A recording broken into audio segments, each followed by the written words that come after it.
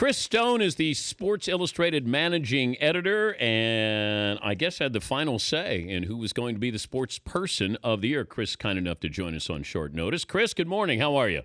Hey, Dan, how you doing? Doing okay? Not the final say. Not the final Okay. say. We are a democracy here. You are. A democracy of 12.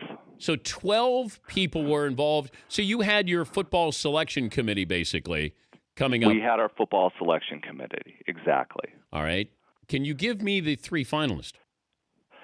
Well, I could give you – there were 12 finalists, really. But if you wanted to winnie it down further, Yes. The finalists would have been the ones that created the most debate were Serena, Steph Curry, American Pharoah, Jordan Spieth, and Carly Lloyd. In the end, those were the five candidates over whom we had the longest debate. Who was the toughest to leave out? Of the finalists? Yeah. Or if you want to, how about you had to have a tug of war between Serena and American Pharoah? Was that the tug of war?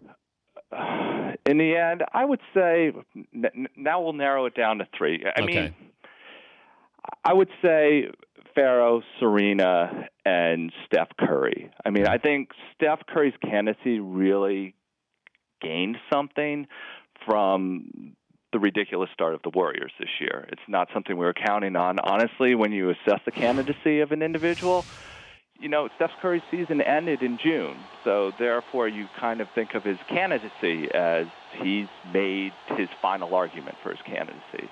But then he starts the season 24-0, and, you know, at that point they weren't 24-0 when we made the final decision, but it was clear that they were, you know, they were something special. So it's really kind of hard to leave him out of the discussion.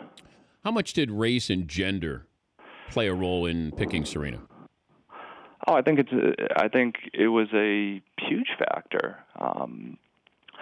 Listen, if we were just isolating performance in 2015, all those candidates that I just mentioned to you, great candidates. How do you differentiate between Serena Williams and Jordan Spieth and Steph Curry and American Pharoah, and for that matter, Novak Djokovic, who you could make a very fair argument might have had a better tennis year than Serena Williams? So it's almost you have to go to a tiebreaker system. So at that point, you're assessing other factors like a career of excellence. I mean, she's been doing this for 16 years now, and truthfully, she probably, you know, she was a very strong candidate in past years. And the third differentiating factor here is, you know, her willingness to stretch herself in other areas into thorny issues such as race and gender. And it's not mandatory for a candidate, but it can be an essential decisive factor. And this year, I would argue it was just that. If Ronda Rousey does not lose, ... she probably still wasn't the sports person. Okay. Not even a finalist. She was a finalist. She was one of the 12 finalists for sure.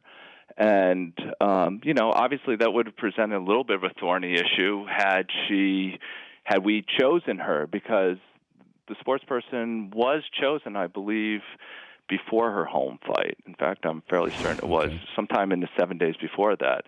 But listen, she was a great candidate. And, you know, this year there were probably in the history of SI, you've never had so many great female candidates. You know, Ronda Rousey, she brought a lot of people to a sport that they otherwise weren't paying attention to and engaged them in that sport.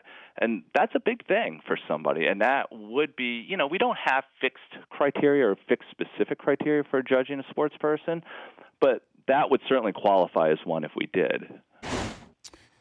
And also when you have an animal, if a horse doesn't win this year, a horse is not winning, it seems, right? Well, I guess you could have argued if a horse didn't win in 1973 when Secretariat, you know, my friend Bill Knack will say, you know, the greatest racehorse of all time, you know, doesn't win it and loses to a Formula One driver, maybe, you know, a horse will never win it. we picked American Pharoah as a finalist, and that's a very real finalist, and seriously considered American Pharoah's candidacy. If we didn't think a horse could be, sportiest of the year, I guess you can't call him sports person of the year. If we would have never offered American Pharoah as a finalist unless we were seriously considering American Pharoah for the award. All right, final 30 seconds. Who chose the cover photo? Our creative director, Chris Hersick, in concert with myself and Paul Fichtenbaum, my boss, and our tennis editors. But, Serena had a, Did she have final say? She didn't have final say, but in terms of the concept, that was her inspiration. It was very clearly her inspiration. She said, I want a cover that people are going to remember in 20 years. And she worked with the photographer and our creative team to come up with the cover that you see this week. Thank you, Chris. We appreciate you joining us on short notice. Thanks for having me, Dan. All right. Chris Stone, Sports Illustrated managing editor.